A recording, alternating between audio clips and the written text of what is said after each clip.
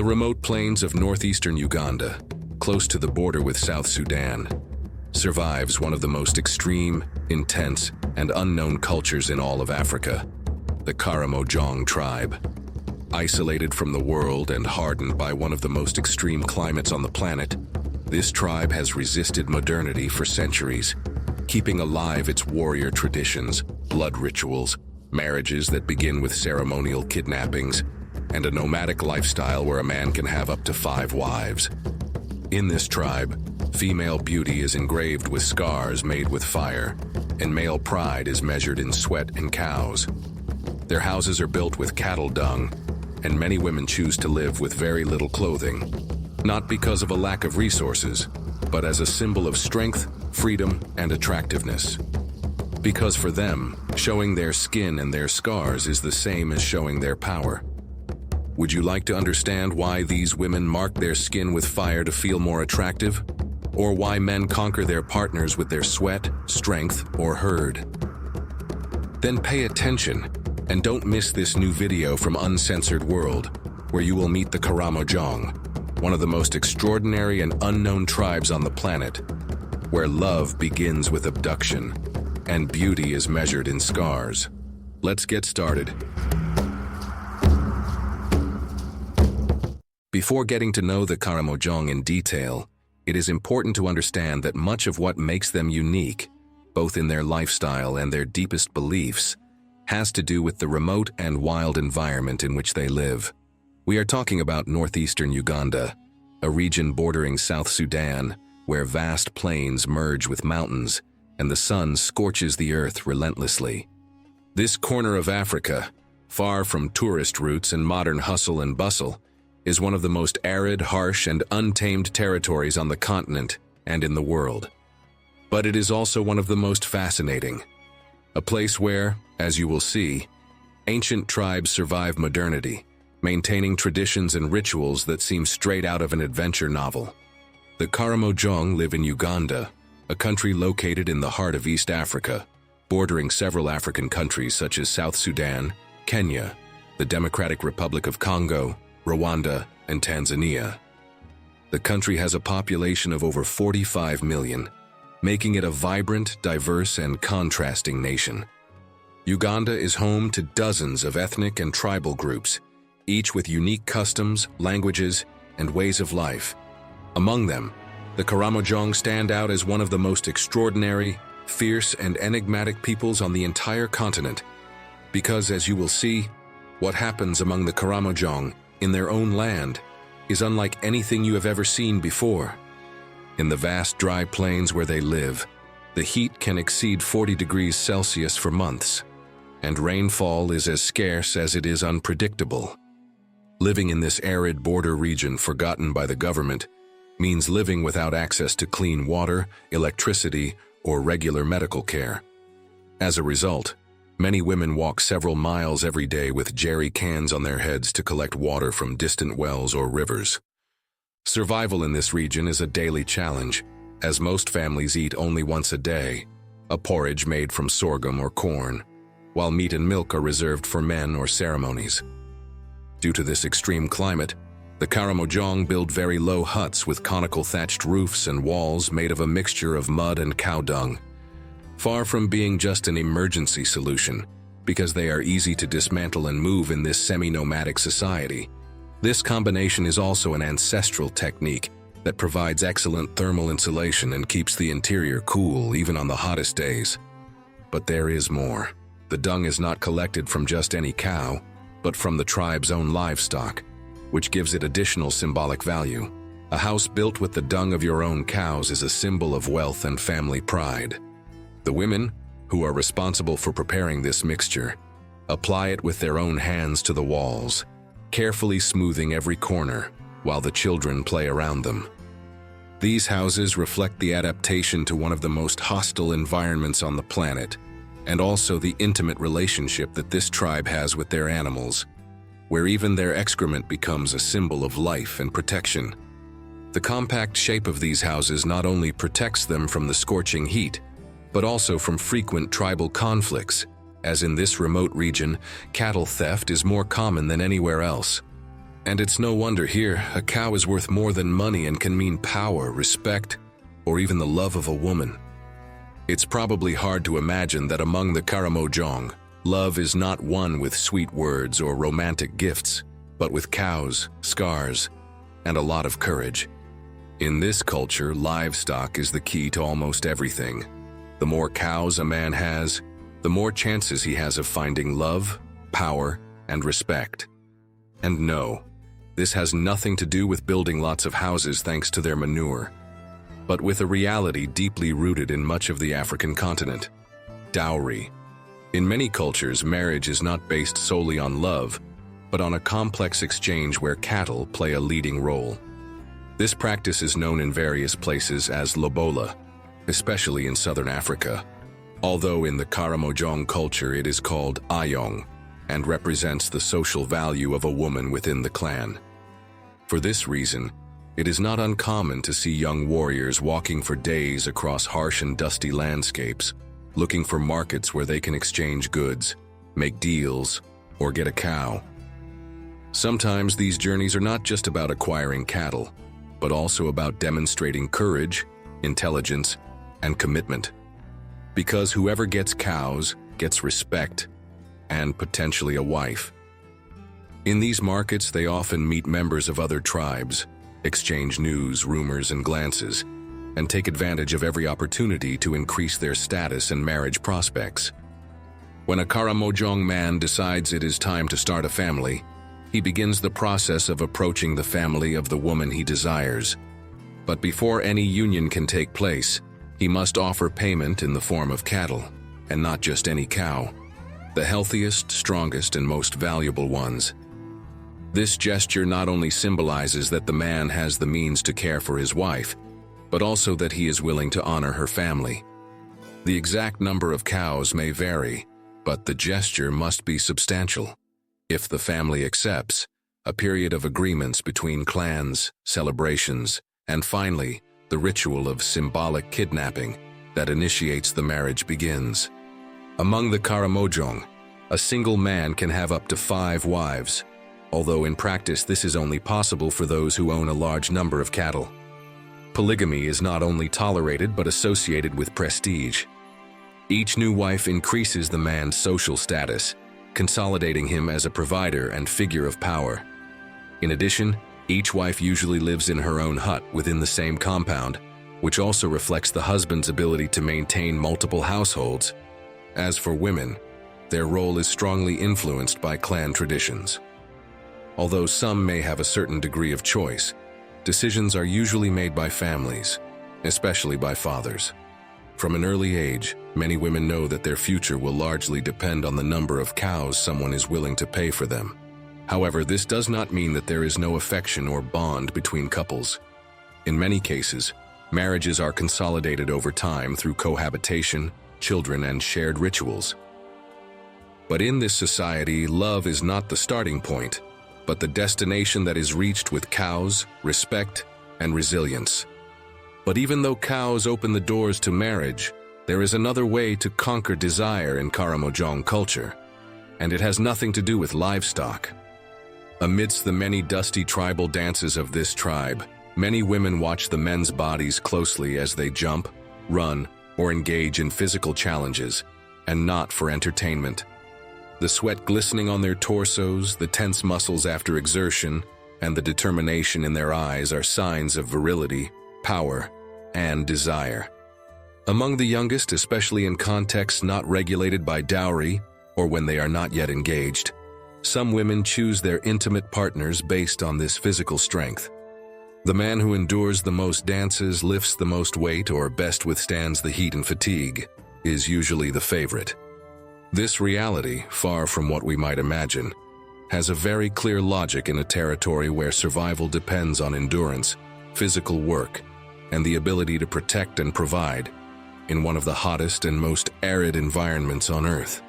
What better way to measure all this than through sweat? Sweat, in this context, is not just a sign of physical effort. It is visible and tangible proof that a man is capable of withstanding the harsh climate, walking long distances, working the land, or tending livestock for hours under the scorching sun. It is an indicator of strength, health, and commitment, three essential qualities in a society where survival requires resilient bodies and strong wills. But in addition to this practical logic, there is also a biological explanation behind this attraction. Male sweat contains pheromones, chemicals that can influence perceptions of attractiveness and trigger unconscious reactions in those who perceive them. Although this response varies across cultures, in societies such as the Karamojong, where bodies are exposed to the elements and nature, body odor is not hidden. On the contrary, it is valued. In this extreme environment, the natural scent of the male body becomes a kind of silent language, an invisible signature that conveys health, strength, and the desire to start a family. That is why, for some Karamojong girls, this scent and effort are more seductive than any words of love. They are not looking for empty promises. They are looking for endurance, security, and vital energy. And sweat and muscles are the factors that best demonstrate this. For all these reasons, although formal marriage usually requires a dowry of cows and family agreements, among young people, and outside the traditional structures of the Karamojong, desire is expressed more freely and in ways that are certainly different from those of many other societies, always within the cultural limits of the clan. But if this has shocked you, wait until you see how they understand beauty in the female body, because, strange as it may seem, Karamojong men also have their aesthetic preferences, and they may be even more surprising than the attraction to sweat you have just discovered. Because in this remote land, female beauty is not made up. It is sculpted on the skin, with fire, blades, and a lot of courage. From adolescence, many young Karamojong women voluntarily undergo scarification rituals, lines, dots, or geometric designs marked with precision, which over time become visible and permanent scars on their bodies.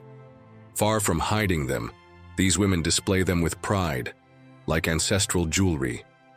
Because here, among the Karamojong, scars not only beautify, they tell stories.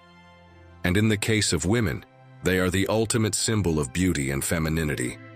These marks not only symbolize maturity, courage, and connection to tribal identity, but also fertility and attractiveness. A body with well-made scars is synonymous with a strong, resilient, and desirable woman. And although to outsiders they may seem painful or even brutal, to them they are as important as a gala dress or an elaborate hairstyle, even though, as you will soon discover, they don't usually wear much clothing here. It may be difficult to imagine a culture where wounds are more beautiful than perfect skin, but as you can see, here it is not about hiding the body's history, but about displaying it with pride. Because of this, some Karamojong women even design their scars in specific shapes to stand out from the rest. In certain families, grandmothers teach their granddaughters which patterns are most attractive according to the history of the clan or the preferences of men. For example, some young women mark lines on their chest or belly as a symbol of fertility, while others prefer their shoulders or thighs to highlight strength and endurance. This body art thus becomes an intimate and painful ritual, but also a deeply spiritual and social tradition. And it's not just scars, as among the Karamojong, hair also tells its own story. Many women in this community shave part of their heads and leave thin braids in the center, decorated with red mud, ash, or even shiny beads. These hairstyles are not only a reflection of their beauty or status, but also a form of communication. The style of a woman's hairstyle can indicate whether she is single, engaged, or ready to start a family. So, in the middle of a tribal dance or a market gathering, there's no need to ask too many questions. The body and hair say it all. At this point, and before we delve into the Karamojong's naked lifestyle, blood rituals, and marriage kidnappings, we'd like to ask you, would you mark your skin with fire to make yourself more attractive? How many cows do you think you're worth? And how many would you be willing to pay for the love of your life? Do you think you could win a woman over with your sweat, your strength, or your herd? Pause the video and tell us in the comments. Your opinion not only helps us continue creating content like this every week, It also helps grow this community of curious travelers. We love reading your comments, and you'll be surprised to discover what other people like you think. Thank you for being there. And now, get ready because perhaps the most shocking thing about the Karamojong is about to begin. One of the most curious and striking realities, especially for those discovering them for the first time, is that among the Karamojong, clothing is not a requirement for beauty or respect.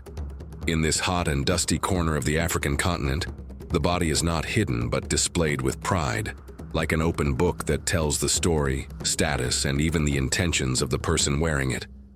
Women, for example, tend to go bare-chested, not out of provocation or lack of resources, but as a natural and cultural way of inhabiting the world. In an environment where temperatures can reach extreme levels, underwear is not only uncomfortable but unnecessary, and covering up too much would simply be impractical.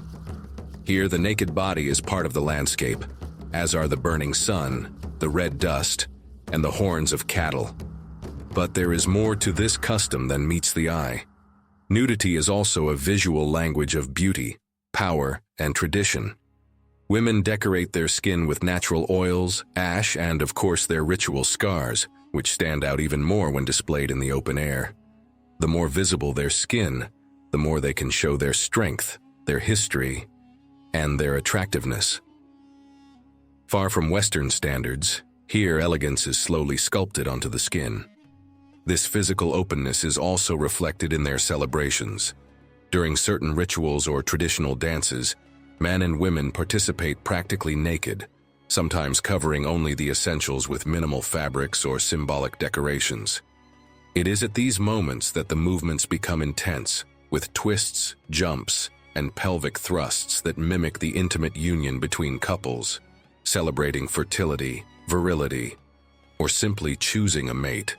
And yes, the sweaty, strong, and free bodies dance as if the earth itself were moving them, hypnotizing those who watch them. Some travelers who have witnessed these dances speak of them as if they were visions from another time, a stage where sensuality and the sacred intertwine without shame, where dance, dust, sweat, and skin create a magnetic ancestral spectacle that is difficult to forget.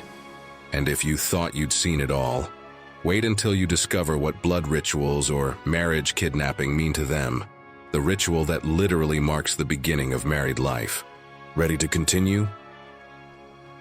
Among the Karamojong, blood is not only life, it is also food, medicine, and a symbol of power. In a land where rain is scarce and access to clean water and stable food is a constant battle, cows are much more than animals. They are wealth, status, security, and even identity. That's why drinking their blood is not a symbolic act, but a deeply rooted necessity. Contrary to what you might imagine, the cows are not killed to extract their blood. Instead, they make a small incision in a vein in the animal's neck or side, collect the vital liquid in a wooden bowl or gourd, and then seal the wound with mud and ash to allow it to heal. It is a delicate, respectful, and ancient act. In times of scarcity, this iron and nutrient-rich blood can be the only source of food for days on end. But beyond survival, this act has an almost sacred value. Drinking the blood of a strong cow means absorbing its strength, and it is not uncommon for these rituals to be accompanied by songs, prayers, or dances, thanking the spirits for the animal's sacrifice. In some cases, the blood is mixed with milk to form a ceremonial drink that is shared during celebrations or important life transitions. Among the young Karamojong, there are initiation rites that mark them as true warriors, and in many of them, the relationship with cattle is key. Learning to care for, protect, and feed their herd is not just a domestic task, it is training for life. A young man who masters these skills can aspire to start a family, negotiate his own marriage, and even lead his community. These rituals also include extreme physical challenges, tests of endurance, and, on occasion, the obligation to drink blood in front of the elders to prove that they are prepared to face hunger, battle, and responsibility. From that moment on, they are no longer children. They become moraines, adult warriors, protectors of the clan. Karamojong men become warriors by drinking blood, not by sweating in gyms. Traditional duels in this community are called ekikolong and consist of rituals where young men face each other with long, sharp sticks in front of the entire community. These fights are carried out for honor, and the scars they leave are a source of pride. Whoever endures the pain and remains standing earns respect. And as you can probably imagine, knowing the tastes of Karamojong men and women, they can also win the hearts of more women. But perhaps the most striking tradition in this society is the ancient and controversial ritual of marriage kidnapping. Today it is performed as a symbolic representation agreed upon between families, but its origins are not so gentle or romantic. Generations ago, this act was real. The man literally kidnapped the woman he wanted to make his wife, and had to keep her hidden until the dowry was negotiated, or until the woman's clan accepted the marriage, whether out of honor, pressure, or fear. This type of practice has its roots in historical tensions between nomadic clans, where scarcity of resources or the search for alliances forced marriage ties to be forged by force. In some cases, men would organize themselves into small groups to invade neighboring camps and kidnap women as spoils of war. Over time, and thanks to changing attitudes, this practice was transformed into a ritual dramatization, although some more isolated communities still preserve more aggressive versions. Today, this ceremonial capture is usually accompanied by dances, costumes, and even complicity on the part of the women, who allow themselves to be kidnapped as part of a symbolic game. Even so, the tension between tradition and modernity remains alive, and many voices, both within and outside the community, debate whether this custom should be maintained or disappear. How would you feel if your love story began with a kidnapping? Would you be able to drink blood to prove you are worthy of starting a family? Would you feel comfortable or fascinated if many women around you lived without clothes, proudly displaying their scars as a symbol of beauty? If you've made it this far, it's because something inside you also seeks to understand a different world, an uncensored world. So tell us what you think about all this in the comments. Your voice not only helps us continue creating content like this every week, it also builds this community of curious travelers, rebels, explorers of the beauty of this incredible planet. But remember, this is just the beginning. There are many more tribes, cultures, and secrets that challenge everything you thought you knew about the world. Realities that we discover here every week. So don't leave without doing something important. Subscribe now to Uncensored World and join us on this journey where the forbidden and extraordinary becomes fascinating. Thank you for being here, and don't miss the video you can watch now to discover another of the most extraordinary cultures on the planet. Click on it. You're going to enjoy it.